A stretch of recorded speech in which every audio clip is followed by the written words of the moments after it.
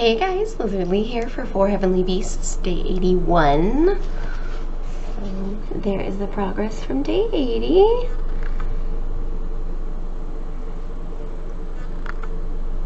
You can start to see where the dragon is coming in with his body a little bit more. I'm excited. I'm gonna start Blood Over Brighthaven by M.L. Wang today, so I talked about wanting to listen to it yesterday, and so I bought it. I bought the audiobook on Barnes & Noble. So, yeah. I should actually start this narration by saying I was really excited to read Blood Over Brighthaven, and it's a 3 out of 5 at best. At best. I cannot in good conscience recommend that book to people. I apologize, handsome man, that I thought you would like it. She loved it. She's just backtracking because I hated it. And no, actually, you didn't make me hate it. You made me reevaluate it. And I do think it is important to note, like, I read it in 2 sessions, and I was cross-stitching, and I love cross-stitching, so of course I was inclined to enjoy it. But then upon reevaluating it, yeah, I don't know what that sounded like to the microphone, but he just sat in the chair is all. It's so preachy, and it's just, I think a big part of it for me was, like, I idealized it. Like, that magic system was so cool to me that I wanted, and I realize now I wanted more. Because yeah, you were right. It really didn't give the reader much of it at all. Yeah, it was very... my take on the book is that it's not a book about magic. You know, like, Harry Potter kind of isn't a book about magic in some ways, in the sense that, like, it's mostly... the magic is there for drama. There's not like a sustained system, but it makes some sense, and it does matter. They use certain spells more and more. Granted, Expelliarmus is like the only thing that really winds up matter. But there's like still, the magic is used to solve problems. Like, oh, I've got this time travel thing, I'm going to use it to do this. I've got this polyjuice potion, I'm going to use it to do this. The magic in Blood Over Brighthaven is just an abstraction of power, as in like energy, like physical energy. So, you know, like from a coal power plant, and instead of being powered by coal, it's morally irreprehensible, and I guess I won't spoil it, but it's there so that the author has something immoral to build their thesis around, and it's, in my opinion, not a very compelling thesis, because it's so... it's just preachy. Like, ultimately, it's like, what, imperialism is bad. Like, well, that's like the point of the book. Right, and you can have that as your point. There's fine. Lots of good books that tell you that story. This one's just, what if every single person who wasn't remotely on the side of being oppressed was just the worst person in the world? Mm-hmm. And the few interesting things that it could explore, it mostly didn't explore. It was... So I guess this also became a review on Blood Over Brighthaven. My bad. Yeah. I was so excited at the start of this video. I was like, I don't want people watching this and then thinking, oh yeah, that book is great, I need to read that book. Like, no.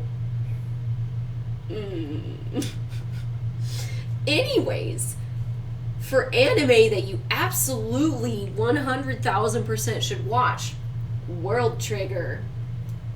We started this on the honeymoon and finished it afterwards, and 10 out of 10. As long as you skip the filler, because it's garbage. We watched like 2 of them, and I was like, I hate this. We watched like 6 of them. They're long. It's longer than that. Serious? Yeah, that was the whole reason why I was like, oh my god, it's still going, because it felt like that was the big denouement. I was like, okay, we're done, hooray, and then I was like, oh my god, it's still going. It was bad. It was really bad. Especially because in an anime like this, where character development is so important, your characters can't change in filler. They cannot. Because the story picks up exactly where you left off before the filler. So if the character has changed, they immediately regress. and that's not good storytelling. But I don't recall this, but David swears the first like arc is really slow and terrible.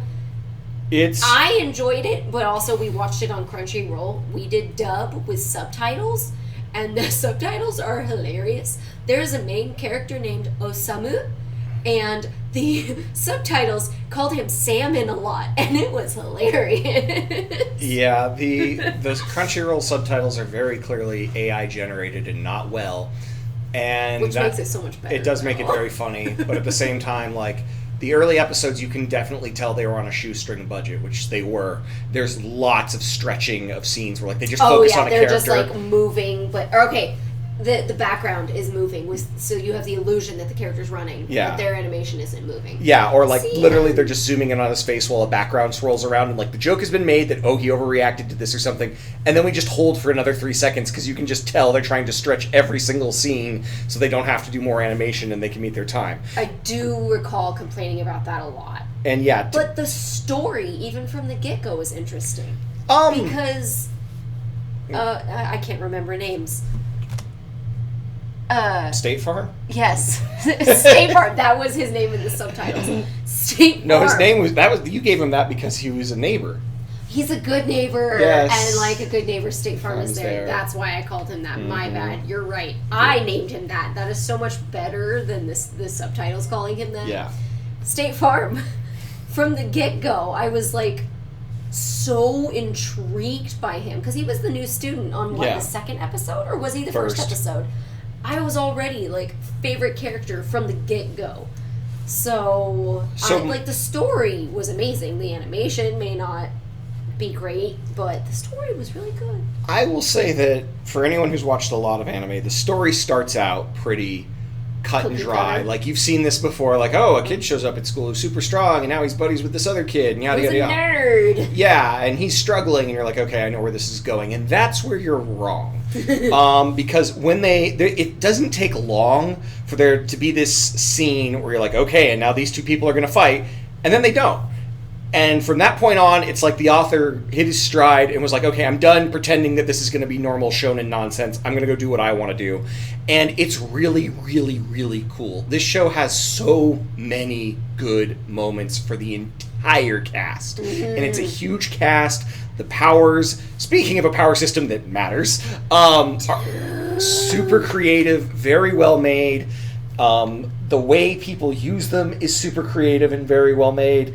Again, any character that you happen to like that gets screen time will get a cool moment, if not multiple. And like, it's kind of like, I've talked about this before, I think, where, Naruto had this huge cast and they all had cool moments in the first like arc or two, and then we just ditched them all for Naruto and Sasuke, and that was a huge shame. This feels like the kind of show that's fulfilling that whole, like, no, it would be cool if we saw all these characters do cool things. Even the characters that lose or whatnot or don't succeed still have really cool moments, or you can see like why they're a part of something. They're all basically good people, and they're all like, given that they're all on a team, each one's like its own team, or each group is like different teams and they're competing against each other. I don't want to go too much into the details because it's kind of weird and it doesn't matter in a sense. But you can understand like why this person would be on your team, and like, they're maybe not the best ever at anything, but that doesn't matter, because with the good strategy or the right moment or getting them into their element, you can still make use of that and win, or, succeed. And it's just really, really well done and cool. Yeah, so it's an action anime, it's a shonen, but like, there were so many characters. Like, I think it's really important to note when David, John, and I were talking about World Trigger, and we were like, all right, build your perfect team. Who would you pick? We didn't have a lot of overlap. Yeah. If any. A little bit, We did have a little? Okay. I couldn't remember, but I was just like... The good guys are cool. The bad guys are cool. The bad guys are cool. The bad guys are so cool. Yeah, and like, what it does that I love is it sets up a rule system that's being followed by your protagonists, but that doesn't necessarily, that you find out early on, is not necessarily the way the whole universe approaches this. And so when you finally meet other people from other places, they clearly handle things differently, so you see wildly different stuff. And it's super, super neat to see how they use the tools they have versus these people who are like, they're basically boss monsters in a video game, where it's like, okay, you can have these 3 weapons to go through your Contra level, but this thing is a giant tank with 45 guns, and like I don't know what would resonate the most, but yeah, it's really, really, really well done. And once the first season was over, so halfway through the first season they start picking up because they're getting to the better plot stuff and they're not quite as stretched for time on scenes and whatnot. And then after the first season, when they came back, they had a real budget, and it's gorgeous, and the fights, like, so even in the first season the fights are really, really cool. It ends with an arc where like every single character has a great moment, even the bad guys. And then the second season is everything after that, and all that's just gorgeous and phenomenal because now the art is 100% keeping up with the plot, and it's great. So good. Oh my god. So, Yuma is State Farm. I had to Google it because I couldn't remember his name. And his buddy, Replica, is my favorite character. And David bought me a keychain of him, and he's on my purse at all times because I love Replica. And this is why he can't get home.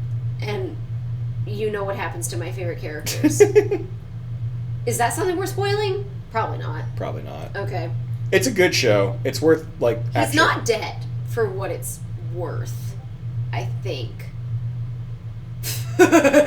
So the one problem with this manga/show is that it's one of those ones being written by someone who has health issues, and so he can only write so much, and so the manga slowed to a crawl, and it's unfortunate because he's got so much set up, and it may never finish, but I still enjoy reading it when stuff comes out. I don't read it constantly. I let him get a bit ahead and then binge it again, especially because the current arc is one of those ones where it's like, it's going to be really cool when I can read it end to end and keep everything in mind, but it's kind of hard to read like once every other month when you're like, oh god, what was going on? What happened here? Why do we care about this?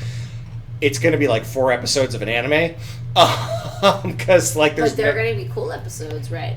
It sounded like what John was saying was he was enjoying it. It's very interesting. I just, like, without doing huge spoilers here, the core concept of this show is that they're all preparing to fight other people. And so they have these battle trainings that they do. And that's like the majority of the first couple of arcs is them doing these training battles. And because they're training battles, they're fighting each other, but there's no real consequences, which is why everyone can get along. And instead of getting a lot of normal tropes where it's like, I hate you and I hate you or whatever, it's a lot of like people trying to make each other better. They still have differences of opinion and whatnot, but it's also really, really cool fights. Lots of clever stuff where everyone's got different abilities and concepts and things, and they all seem neat.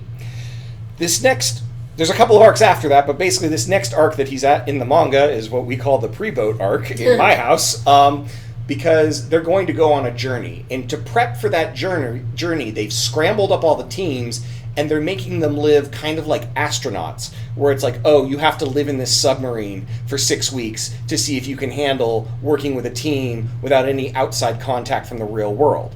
And that's roughly what they're doing. It's not quite the same as that. They're also taking tests and doing these things, but they're all stuck together with different people, and they're taking tests and playing a sort of a video game that's like a tactics version of what they normally do. So there's a lot of really interesting character development going on about like how characters handle things, and the drama is very interpersonal because it's like so-and-so can't hack it here, or so-and-so's not useful because they don't have enough Treon, or so-and-so's like really good but they're too good so they're not actually doing what they should, or these people don't get along and yada, and there's a lot of that, but there's no action or combat.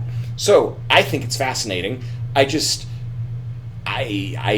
worry that if it ever gets animated, people will be like, oh, this is a boring season. It's not. I don't think it is at all. I think it's really, really cool.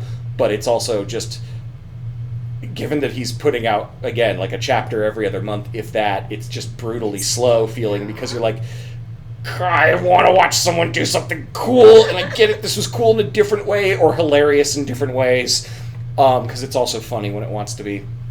Actually, it's very lighthearted for the most part. There's very few like severe moments in this anime, but yeah, I don't know, like, it'll be interesting. The sound of that is like if you took Naruto and you forced the teams to split up and become different teams. So like, instead of Sakura being with Sasuke and Naruto, what if she was with Kiba and Shino, or, you know, like, just switching it all around. I think that is so interesting, because then you get to see, first off, different aspects of their personality, because they're going to be interacting in a different way with different people. Yep.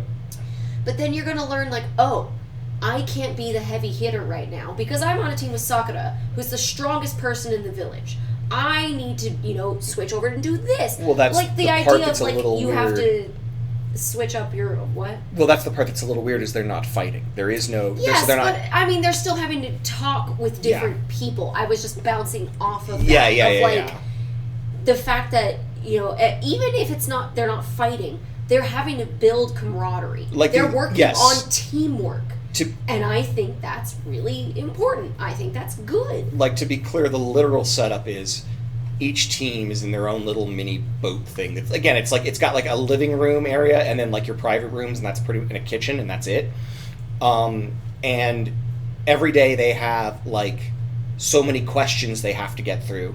That's like legit homework, and then they have an essay question they have to write, and then they also have to play battles in this video game against other teams that are like tactics based, but they're based on like their actual characters, but it's very, very weird. And so they're figuring out like how to split up the workload, how to do this, how to do that, what's considered cheating, what's not, are we allowed to cheat, you know, what's the things here. And then, you know, the pressure of like, yes, being stuck around these people every day when some of them have major personality flaws or difficult conflicts, or like, well, you're not keeping up your end on the homework or whatever, or like, gosh, we're all just not great at this, we're average at everything, so we can't really excel. Or so that's what it's exploring, which I think is really, really interesting. But given this is from an anime that also has had some of the flat out best fight scenes, let alone entire arcs of fight scenes, like easily up there with One Punch Man, Chainsaw Man, and JJK, this is, it's just, I don't know how people are going to feel about it when they're like, oh, why are they on a boat? I say they're on a boat because boat arcs are bad. Yeah, in anime. If your character gets on a boat, then they're going to be stuck on a boat forever. And it happened in Hunter x Hunter, and it happened in Berserk, and it's happened in World Trigger, and they're still not off the boats in One Piece. They're still on boats. One of these days, they're going to be off the boats forever, and then it's going to be like, okay, we're done with the prelude. We can get to the real story now that there's no more boats. See, and the best boat arc is still Yu Yu Hakusho, because it was like 1 or 2 episodes. They got on the boat, they immediately got off the boat. It was perfect. If you're still on a boat 4 episodes in, just abandon all hope. Ooh, I do want to say, so Yuma looks way younger than all the other characters. He's the same age as them. He's a neighbor, so it's different. And then Chika is genuinely younger than everybody else. And at first I hated her, because I was like, she's just a baby. She's always whining and crying and running, and I hate it. She has become one of the coolest, strongest characters. Like, every time she gets a moment, I'm just like, yeah, Chica! Like, I've screamed for her a couple times. Yes. So, like, the artist has definitely made me come around on her. Like, I feel like looking at this, the only character that I still kind of dislike sometimes is Yotaro, because he actually is still a baby. He's the one with the capybara. He annoys the crap out of me. But sometimes he has some really cute moments, and he's actually really good at looking at the people older than him and telling them, like, oh, hey. And that's because you still don't know what he is. Yes, exactly. Spoilers, I guess, because I don't know. He annoys the crap out of me sometimes, but there are moments when he seems a lot older than he is. Like, he seems to realize things that other people are missing, I guess. I don't know. Those are the only characters I can think of that I immediately disliked. Oh, no, I still hate Kitora. She's so mean to Salmon, and she makes me angry because she's mean to him. I get it. She knows that he's crap, and she's pushing him to his limits. Well, but you don't always have to be that mean. She also doesn't like that she was the same level of crap. She has the same flaws he has, and that, like, there's a thing called Treon in this world, and you can't, like, you can't have enough of it. You can't have enough of it, and you can increase it, but not a ton. So it's sort of like what they kind of imply with Naruto, where it's like, oh, what are you good at, you know? And like having low Treon means you have to work around that. Yeah, it means you have low chakra, essentially. Yeah, and so she had to work with that, and got to where she was, and then Salmon has kind of literally lucked in to the world's most incredible, like, drag this loser to the top. It's like if you were put on the Chicago Bulls basketball team as your current self. Like, they're still going to win even with you. So, and you're a front liner. You're not on the bench. You're not you still have to be. You can't be a bench. You have to be on the field, but they're still winning because they're just that good. Like, I don't know my sports teams, obviously. I don't know. Chicago Bulls is a thing. Is that a thing? It was the basketball team in the 90s. Pick your Why thing. would Chicago have Bulls? Anyways, we're going to leave that one alone. Yeah, so there was just a bunch of... So she sort of resents him for that and other things. And then it's the standard, like, will they, won't they nonsense. Like, it's not... The romance is not a focus of this, to be clear, in the slightest. Not at all. But nevertheless, there's some toying with that. And it's still very much a trope, but I don't hate her nearly as much as you do.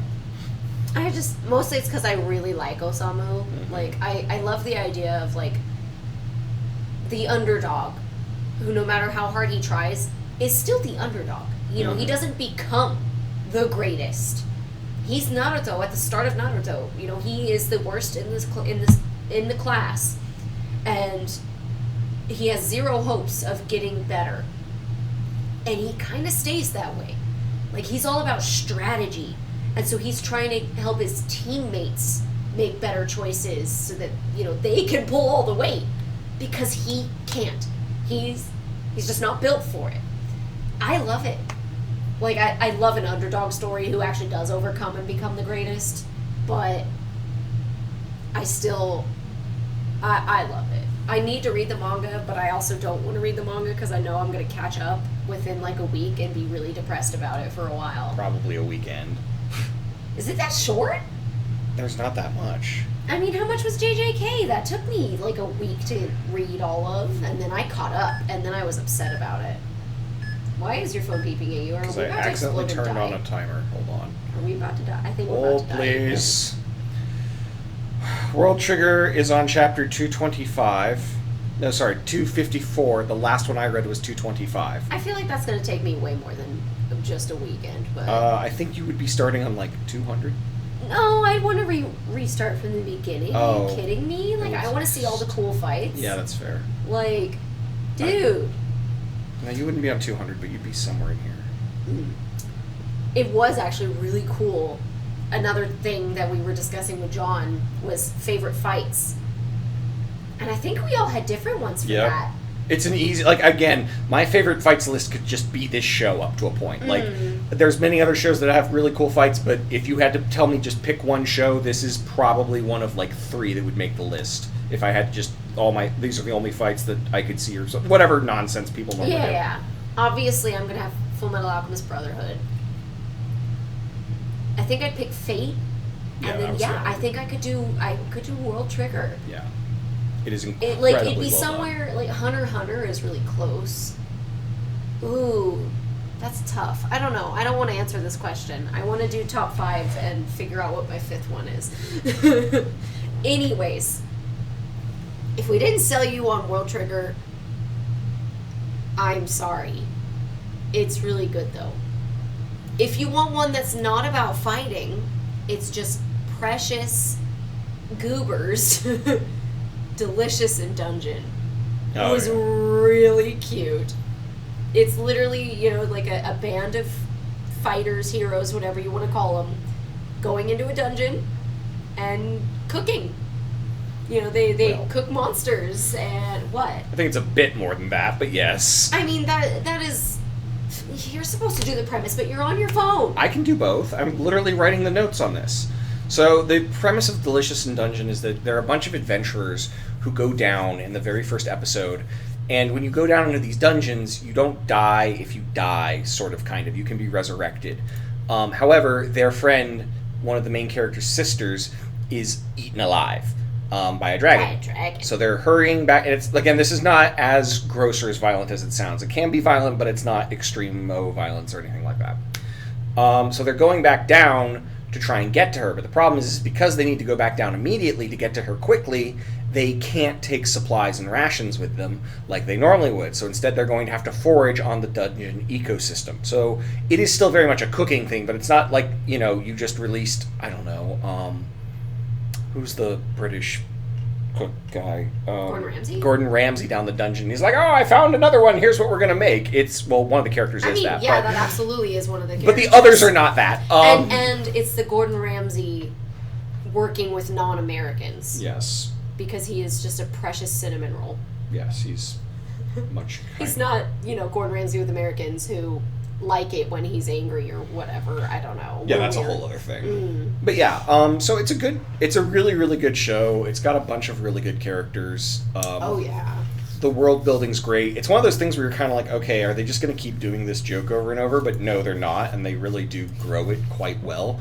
The manga's finished. I just haven't read it because I guess they'll be able to finish it in the next season, so I was kind of like, I'll watch it. But I might decide to just stick with the anime. Yeah. Who did I decide was my favorite? Chilchuck or Marcel?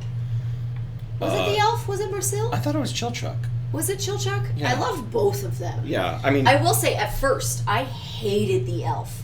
She annoyed the crap out of me because she was constantly like, oh my god, you're eating that monster? Ew, what's wrong with you? And then she'd eat it and think it's delicious. And it's like, my girl, how have you not figured out by now that our dwarf friend Senshi knows how to cook? When are you going to figure that out? Yeah. When are you going to figure it out? Well, she's supposed to kind of be the picky eater, obviously. Yes, but she loved everything he had her try. Yes, Everything. which that's like a picky eater. That's not true. I've tried plenty of things that were not. I'm to not my saying liking. you. I'm saying plenty of other picky eaters. She's not even a trope though. She's just it all kind of makes sense. She's a bit of a mess for the first few episodes, and so you're like, oh, so the joke's going to be that she's just terrible the whole time, and no, it's not. She's actually a very interesting character. They make her really, really good and interesting, and they use her being a mess as like a plot point to grow her as a character. And to show, again, it's a story that shows change, and I like that because stories where people don't change aren't as interesting. These people have dealt with things, things are changing, the plot is moving. There was a moment where I was like, oh, we pulled a very standard, like, oh, this manga got extended for 40 seasons trick, and now here we go. But no, it's apparently finished, so I've heard from other people who I trust that it's going to be good, so I have confidence it will stick the landing. But I was worried for a moment there, and it's really, really funny when it wants to be. Oh, absolutely it is. And it's just, there are a bunch of weird bozos who are just, like, I think the only quasi-normal one is Chilchuck. Yes. Like, he's the poor person who's, like, the normal person surrounded by weirdos. Yeah, he's the straight man. Yeah, Marcel is just a mess. What's the main guy's name? Is it Laos? Yeah, it's Is Laos, or whatever it is. Okay. He's just way too into this and weird, and then the dwarf is also just like, everything's fine, I'm just gonna cook this. I love Senshi. Yeah, He's great. Senshi, yeah. I thought Senshi was your favorite. No. No, that's right. No. At first, I think he was my favorite. Yeah. And then as time went on, I was like, no, I love Chilchuck. Yeah. And then I was like, holy crap, Marcel has done like a full 180. I love her now. Yeah. See, like, this is the thing. If you get me to hate a character and you know what to do to make me like them, it's probably going to become my favorite character. Yes. Darren, Yep. Wrath of the Righteous. Yep. There was another one recently where I was like, nope, you're not going to hate them forever. I don't remember what it was, though. Batman Beyond? Did I No. hate anybody? No. No? Okay. We're currently watching Batman Beyond. I've never seen it before, so I'm getting cultured. It holds up. All right, are we on to the next thing? Do I have anything else to say about Delicious in Dungeon? Not really. It's like, it's good, and there's not enough to like talk about to kind of like edge around like bigger plot points, and it's not worth spoiling because it's really good and it's fun. They did a really good job making an interesting world, and that's kind of it, I think. So what's next? Legend of Vox Machina, Season 3. If you watched the first 2 seasons, you definitely need to watch this one. What's it called? Not Vox Machina, their actual... Critical Role? Critical Role, that's what I put it under. Ah. Go ahead. I mean, I don't... It's a little hard to talk about without spoiling the previous 2 seasons, but... So, spoilers for the previous 2 seasons, go. Well, no, actually, I was just going to say Keyleth was my favorite in the game on YouTube that they played. Keyleth is still my favorite in the show. She continues to be the heart of the group and, the moral compass. And I love her. And yes, they have made some changes. I'm not excited about all of them, but they've been pretty good. And I'm very excited for the next season. There's dragons in this one. Yes, there are dragons. I'm definitely mixed on it now. Like, it's good, or it's good for what it is. It's not my favorite thing. It doesn't... I guess it's sort of a problem of D&D storytelling to begin with, in that, like, there's certain tropes that D&D stories always hit, especially these kinds, and that's kind of why Critical Role took off, was it's like, look, you can have fun doing this, and it's still fun seeing these big moments. But at the same time, it's kind of robbed some of the big moments because you don't have the table talk and vibe going on, and so it's trying to pace these things and keep one-upping itself, so to speak. And then, like, with some of the changes you mentioned, like, I'm like, oh, wow, why would you ever remove that moment, or, whatnot? And I don't know, it's just... You didn't get this far in the show. No, but you told me. Oh, okay. Yeah, I don't remember. Because you were like, oh, yeah, they did this. And I was like, oh, why would they remove that moment? Like, that's huge. And so, it's the sort of thing where, like... adaptations always are tricky. And if you liked the previous seasons, you'll still like it. Oh, absolutely. I'm not sure it's as good as it was, but it's still good. I mean, some of the changes they made were actually better. Like, this time around, when they went to hell, Pike was actually with them. And she wasn't just a projection who couldn't touch everything because Ashley Johnson was doing a bunch of work at that time, so she couldn't be there. And having a cleric when you're surrounded by demons, really good call. Yeah. There's a lot of stuff there where they're like, yeah, let's fill in where we couldn't because, we literally had a player who couldn't play because she was constantly busy. It's just, the big moment that I'm talking about, right? No. I'm trying to think and I've got nothing. Okay, well. Who? Isn't it Keyleth had a really big moment that backfired almost immediately and they completely removed that from the episode? The goldfish thing? No. Enfeeble. Oh. Wait. Did they fight her yet? I thought they were... I don't remember now. Yeah, because you told me that. Mm-hmm. And you were like, yeah, this went totally differently. Here's how this went. And also this went here and this went here. And you were kind of like, oh, that's weird that they changed that because that was such a cool moment. And now it's not. Yeah.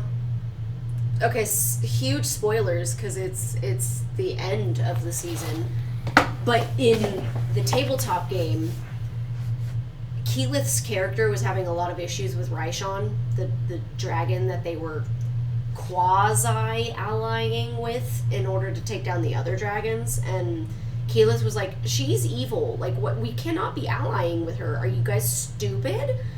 Lo and behold, yeah, it doesn't work out great for them. And so, and a lot of people blame Keyleth for it because she tried to attack Raishon at numerous points. And during the big fight against Raishon, Marisha, Keyleth's player, was like, all right, I'm going to try something crazy. And she was like, I'm going to cast Feeble Mind. And for anybody who doesn't play Dungeons & Dragons, Feeble Mind reduces what? Intelligence, charisma, and something else. It basically puts all your important casting stats at one. Wisdom.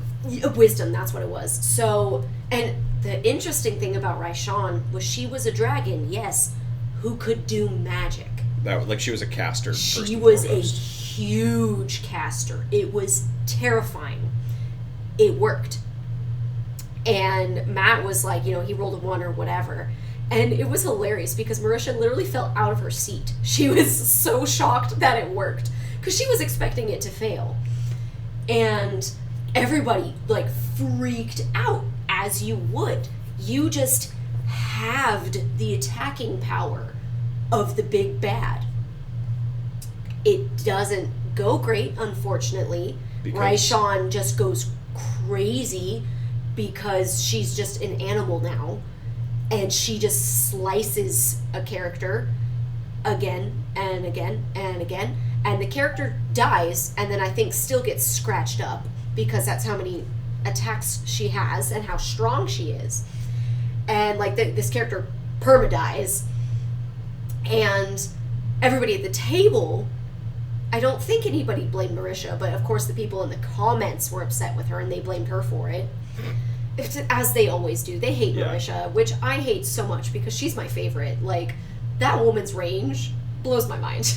I love her so much. And the crazy thing is, she specifically played played Keyleth with low charisma, high wisdom, because she has low confidence in herself. She's not good at speaking up and speaking in front of others. She gets shy and nervous because Marisha doesn't feel that way at all. Yeah. She has never understood why, somebody else would be afraid of public speaking. And through playing this character, she now understands all of that now because, of how her character was treated in the game. And so, yeah, a lot of the people in the fandom are nasty, horrible, sexist people. But it was so cool. Because Keyleth was my favorite, obviously. Yeah. I mean, but honestly, anybody landing Feeble Mind on a dragon and having it work would blow my mind anyways. Right. That's awesome. And then, yeah, that didn't happen in the show. Yeah. Yeah. So that was what I was trying to allude to, and you, well, okay, you got there. If they're watching this show, they've either A, watched Critical Role already on YouTube, or B, we're never going to because it's hundreds of hours long. Yeah. It's a commitment. Not as much as One Piece, but it's a commitment. So, I mean, technically it's not really a spoiler for the show because it doesn't happen on the show. Yeah. But, But it was something I was really excited for because that was one of my favorite Keyleth moments. And just personally speaking, Enfeeble is one of my favorite spells conceptually because it's such a neat idea of let's just completely cripple this character. Mm-hmm. And so I was also sort of well, that sucks that they didn't do that. Because there's not much to say there. Just that it's wow, why would you take this moment out? It's like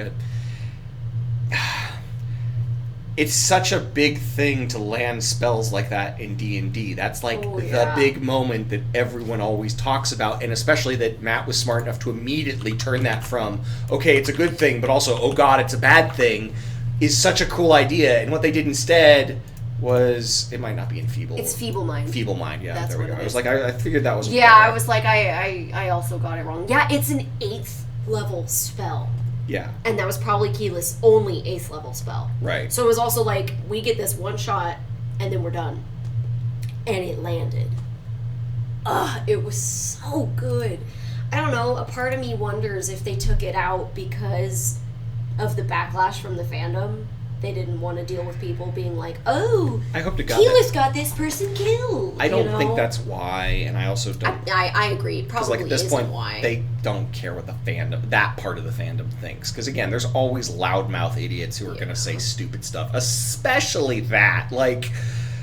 That's such a dumb... maybe you have problems with something she did in other episodes or something. I haven't watched this, so I don't know. There are probably legitimate complaints you could lodge about, well, this was kind of dumb, or that was, like, I know she's messed up her spells before, and it's like, well, she did this wrong, and it's like, yeah, but give her a break, this hard. But that one's like, obviously you're just out to hate this person, because if you asked any of those players, hey, if you were guaranteed it would work, would you cast Feeble Mind on this caster? They all would have, like, there might be one who'd be like, maybe not, but like... No, I think every single one of them would say yes. Yeah, no, well, just statistically, there's a chance someone would say no because they'd think it through or something, but even then, you'd be like, whatever, it'd still be worth the risk, because it was. Oh, 1,000% it was. Yeah. I don't know, my thing is, the person whose character died was not in any way, shape, or form upset with Marisha at all. Granted, one wouldn't expect this person to be upset with her for obvious reasons that I would be spoiling if I said why, but dude, it's so dumb. I don't know, like, it does bother me how many people have complained about Marisha not knowing her spells, because like one of them in particular that I remember everybody lost their minds over was mist form or something like that, where that's what everybody turns into mist.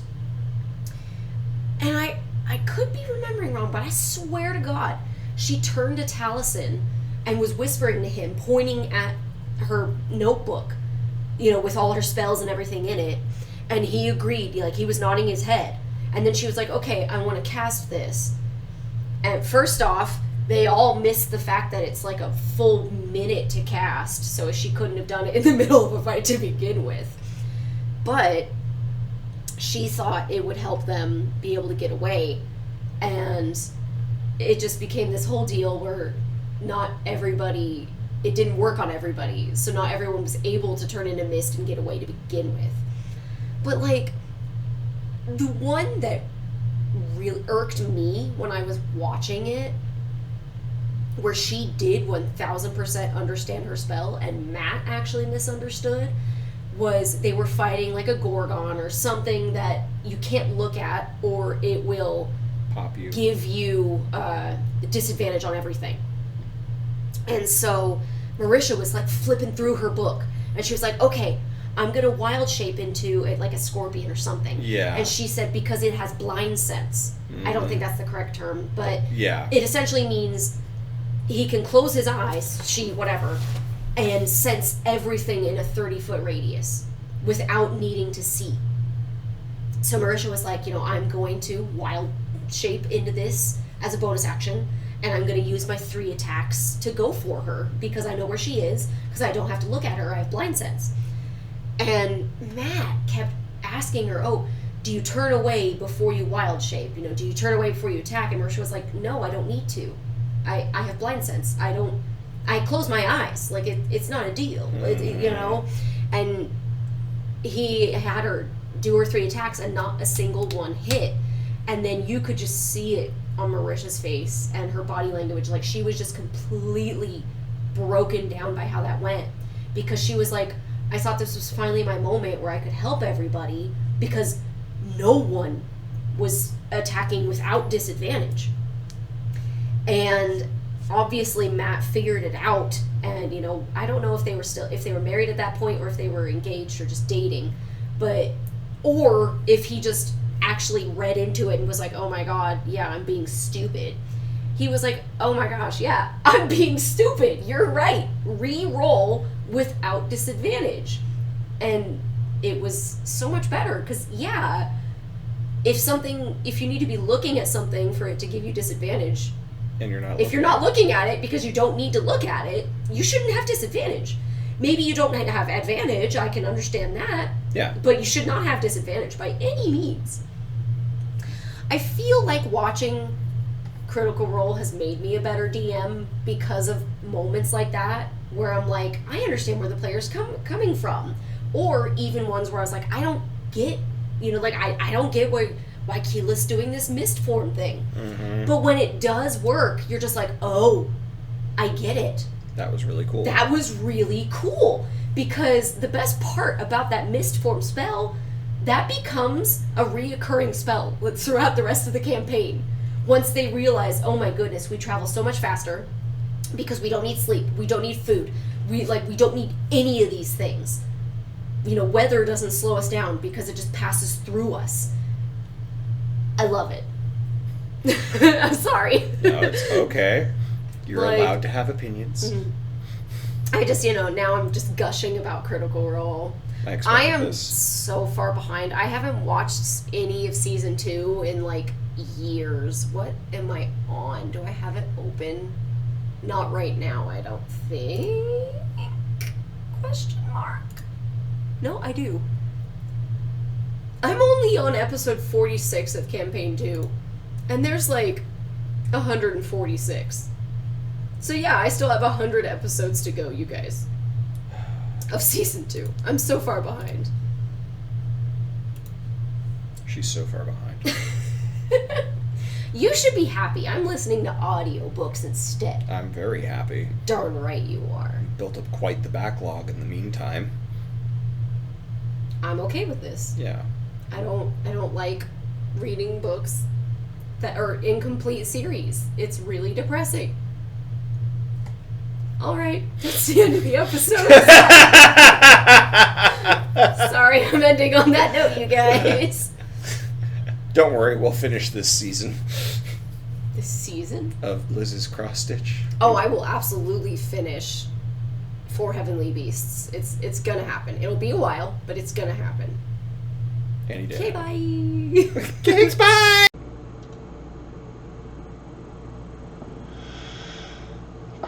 You guys, I have 5 hours and 10 minutes left of this book.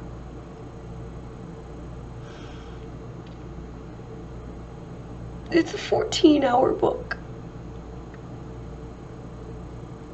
So close! I'm just so close, and it's so good so far.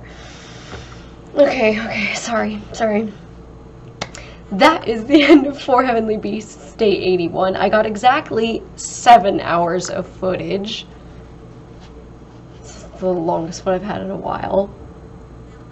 Look at all that. I had started doing a lot of the blues over here, and it was making my right wrist, so the one that goes to the back, hurt really badly. So then I was like, okay, I need to focus on the browns. So I should just work left to right better. Whatever. I finished several colors. Several. So that was nice. 7 hours. I feel like it's been a while since I've got 7 hours of footage.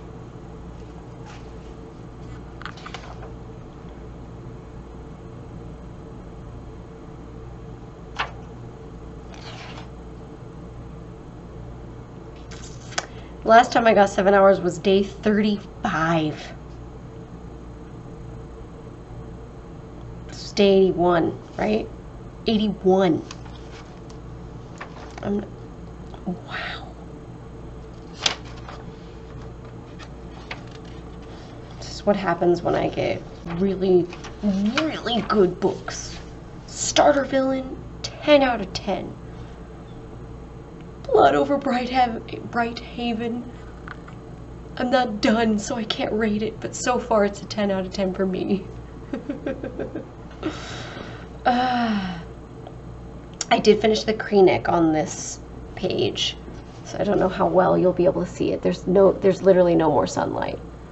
Yeah, there's no reflection on it. Whatever, it doesn't matter. I got a lot done, that's what matters. I should see if David will come do some narration with me. I have like 3 videos that I need to edit and put narration on. Okay, I need to go. It is 8 o'clock and I can't cross stitch anymore, so I can't read anymore. Okay. Like, subscribe, share, comment, all that jazz. I'll see you guys in the next video. 7 hours. Feels so good.